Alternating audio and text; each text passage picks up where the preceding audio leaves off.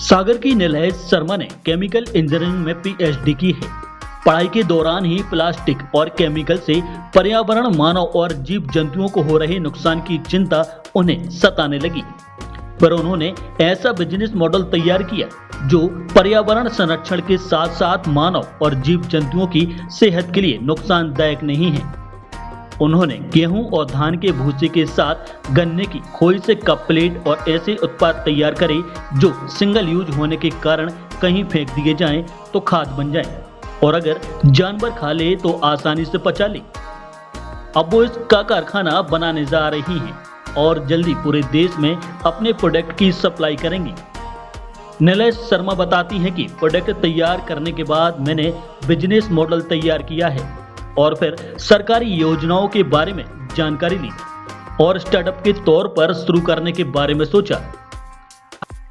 Idea से प्रभावित होकर एमपी आईडीसी ने मुझे सतगुआ इंडस्ट्रियल एरिया में जमीन मुहैया कराई है। इसके अलावा मुझे लोन भी मिला है। फिलहाल फैक्ट्री का निर्माण कार्य चल रहा है और मशीनरी लगाने के बाद करीब 20 लोगों को रोजगार मिलेगा। इसके अलावा देश के बड़े शहरों में प्रोडक्ट भेजने के लिए मार्केटिंग और सेल्स टीम की जरूरत पड़ेगी, तो उसमें भी लोगों को रोजगार मिलेगा। उन्होंने बताया कि अभी तक करीब 5.5 लाख रुपए के प्रोडक्ट बेच चुकी हैं। एक अनुमान के मुताबिक इस व्यवसाय में उन्हें 20 से 30 खरीदी फायदा होने की उम्मीद है। लगातार एक्चुअली जो सिंगल यूज़ प्लास्टिक का उपयोग हो रहा है और उससे जो नुकसान हो रहे हैं, कहीं ना कहीं वो माइक्रो प्लास्टिक अब ह्यूमन बॉडी में, हमारे शरीर में भी आ ही गया है, क्योंकि वो फूड चेन के थ्रू, जैसे गाय प्लास्टिक खा लेती हैं, जब हम उनका उपयोग करके सिंगल यूज़ प्लास्टिक के कप प्लेट फेंकते हैं, उसमें कुछ खाना बचा रहता है, लगा रहता है, तो जो जानवर रहते हैं वो उसको खा लेते हैं। फिर उसके बाद कहीं ना कहीं हमारे अंदर भी, यदि हम सोचते हैं कि हमने फेंक दिया प्लास्टिक, हमारे अंदर कैसे आए, लेकिन अल्टीमेटली ये तो आ ही चुका है, मतलब सभी के ब्लड स्ट्रीम में।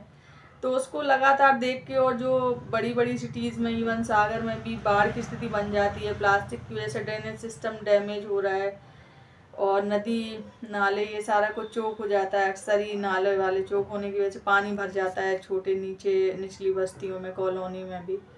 तो लगा कि अब प्लास्टिक का बस बहुत हुआ, और भारत सरकार ने भी 1 जुलाई 2022 से इसको ऑफिशियली बैन कर दिया इंडिया में।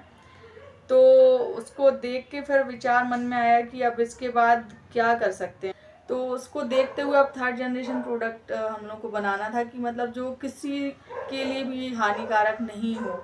हवा, पानी, ज़मीन, मानव, ह्यूमन बीइंग मतलब, और जो कैटल हैं, जीव जंतु हैं, पशु हैं, तो उनके लिए नुकसान ना पहुंचाते हुए हमको एक ऐसा प्रोडक्ट बनाना था जो वाकई में आने वाले कल के लिए ही है, और लोग उनको समझें और उसको उपयोग करें, तो उनकी हेल्थ के लिए भी अच्छा है, एनवायरनमेंट के लिए भी अच्छा है, और हमारे पूरे इकोसिस्टम के लिए अच्छा है। एक्वेटिक लाइफ, जो जलीय जीव जंतु हैं, उनके लिए भी अच्छा है। हम फेंक दें तो वो भी खा सकते हैं, यदि पानी में ये प्रोडक्ट चला गया तो वो भी खा सकते हैं। तो कहीं ना कहीं ये बहुत अच्छा प्रोडक्ट हम लोग डेवलप कर रहे हैं। जैसे हमारे बुंदेलखंड एरिया में जो raw material, agriculture waste material जो होता है, भूसा है, धान का भूसा है, गेहूं का है, और गन्ने का जो निकलता है वेस्ट मटेरियल, मतलब जो शुगर बनाने के लिए जूस निकाल लेते हैं, उसका रस निकालने के बाद जो वेस्ट मटेरियल बचता है, तो उसका भी हम लोग उपयोग करते हैं इनको बनाने के लिए। और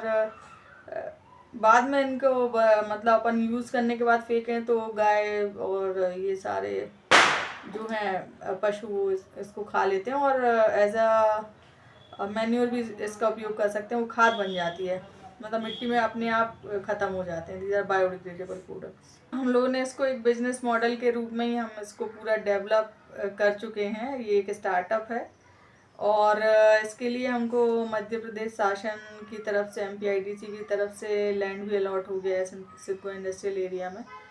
फिर उस पर हम लैंड डेवलपमेंट, मतलब सारा कुछ शेड और ये सारा बिल्डिंग बना रहे हैं, और उसके बाद मशीनरी ये सब इंस्टॉल होगा। फिर काफ़ी लोगों से रोज़गार भी मिलेगा, और सभी के लिए एक अच्छी चीज़, मतलब अपने सागर के लिए भी, जो सागर की पहचान भी बन सकती है, उस तरह से इसको हम डेफिनेटली डेवलप करेंगे।